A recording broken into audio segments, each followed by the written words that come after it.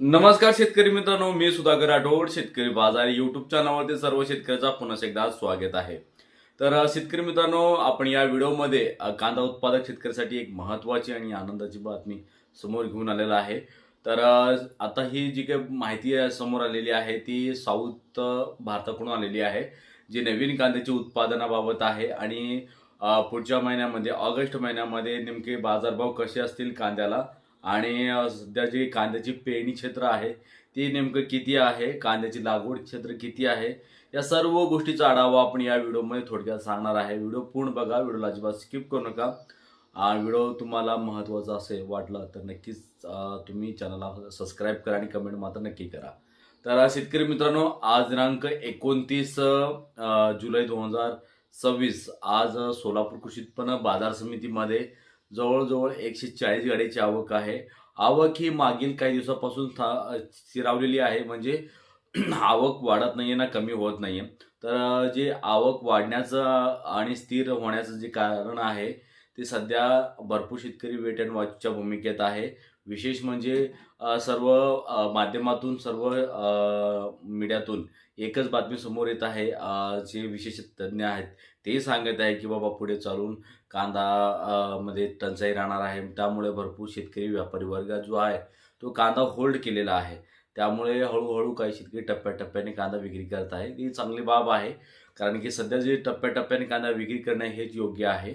काही शेतकरी आतापर्यंत जो जो एकूण कांद्याच्या टक्केवारीत जवळजवळ 30 ते 40% कांदा विक्री करून मोकळे झालेले आहेत. पुढच्या महिन्यामध्ये हा आकडा वाढण्याची शक्यता आहे. नंतरच्या काळामध्ये जो आकडा आहे ते खूप कमी राहणार आहे. म्हणजे जो काही कांदा साठवणीचा आकडा आहे ते जे ऑगस्टच्या नंतर जो काही महिना आहे, सप्टेंबर, त्या महिन्यामध्ये जी कांद्याची टंचाई आहे ती तुम्हाला 100% भासणार आहे. कारण की साऊथमध्ये जी सध्याची परिस्थिती आहे ती आपल्यासमोर आलेली आहे. शेतकरी मित्रांनो, साऊथमधले भरपूर शेतकरी आपल्या टचमध्ये आहे. त्यांना संपर्क साधला तर त्यांचं असं म्हणणं आहे, सध्या साऊथमध्ये जे पाऊस आहे, जसं की कर्नाटक या भागामध्ये, बिदर आणि गदग, विजापूर या जो काही साईड जो आहे, तो जो कांदा आहे तो सध्या पेरणी अभावी आहे. कारण तिथे पावसाचं काहीच नामोनिशाण नाही आहे.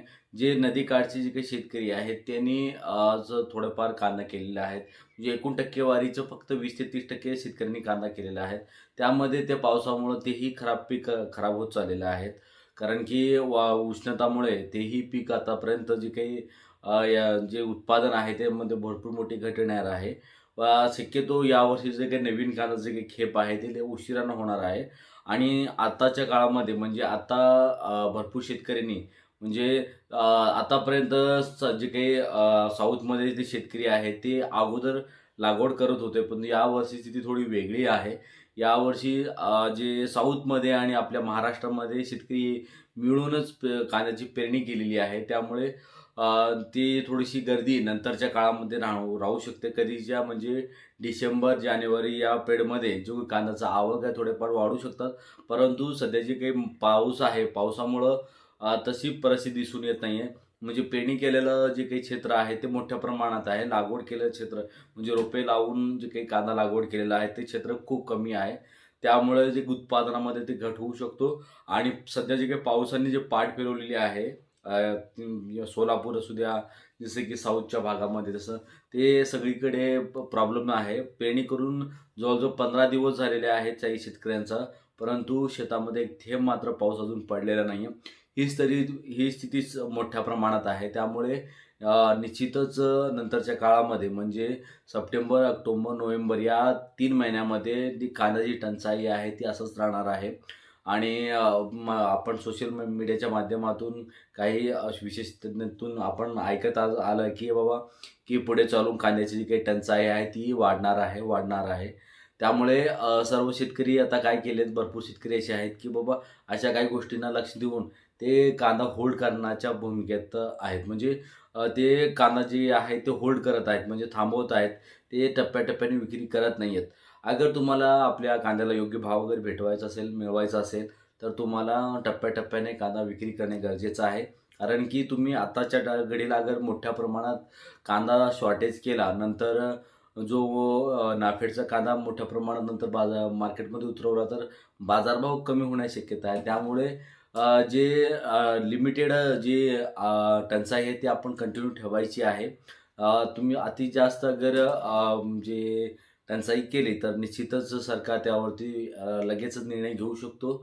आणि हां, एवढा मात्र निश्चित आहे की जे काही नाफेडने जे कांदा खरेदी केलेला आहे, तो गोलटा-गोलटी आहे मोठ्या प्रमाणात. त्यामुळे जसं बाकीच्या सोशल मीडियाच्या माध्यमातून सांगत आलंय की बाबा ह्या नाफेडचा कांदा जर मार्केटमध्ये उतरला तर भरपूर प्रमाणात बाजारभाव घसरतील, असे काही होणार नाहीये.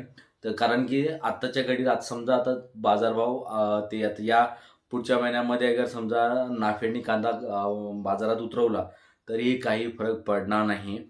त्यांनी फक्त ऑगस्टच्या काही दिवसाच्या मर्यादेसाठी ते मार्केटमध्ये कांदा उतरू शकतात. नंतर त्यांच्याकडेही कांदा शिल्लक नाही आहे. नंतरच्या पिरियडमध्ये मोठ्या प्रमाणात अजून मोठी जी टंचाई आहे ती भासू शकते. त्यामुळे घाबरून जाण्याचं काही कारण नाही आहे. हळूहळू का होईना टप्प्याटप्प्याने कांदा तुम्ही विक्री करायचा आहे. कारण की नंतरच्या काळामध्ये जो आहे जे सप्टेंबर, ऑक्टोबर या महिन्यामध्ये तुम्हाला एक मोठा आकडा म्हणजे कांद्याचा जे काही मोठा आकडा जो आहे तो बाजारभाव ते मोठा तुम्हाला बघायला भेटणार आहे. आणि निश्चितच ते यावर्षी ते शक्य आहे. आणि मागील 2-2.5 वर्षापासून आपण बाजारभावामध्ये 30चा आकडा गाठला नाही आहे. परंतु यावर्षी ते आकडा मग ते सहजपणे सहजरित्या आपण गाठू शकणार आहे. त्यासाठी सर्व शेतकऱ्यांनी एकजुटीने व्यवस्थित नियोजन करून मार्केटमध्ये टप्प्याटप्प्याने कांदा घेऊन येत चला आणि असंच हळूहळू विक्री करत चला. जेणेकरून नंतरच्या पिरियडमध्ये सुद्धा अशीच जी काही कांद्याची टंचाई आहे ती अशीच राहणार आहे. तर भेटूया अशाच कांदाविषयक अपडेटसाठी आपल्या चॅनलवरती. तोपर्यंत धन्यवाद.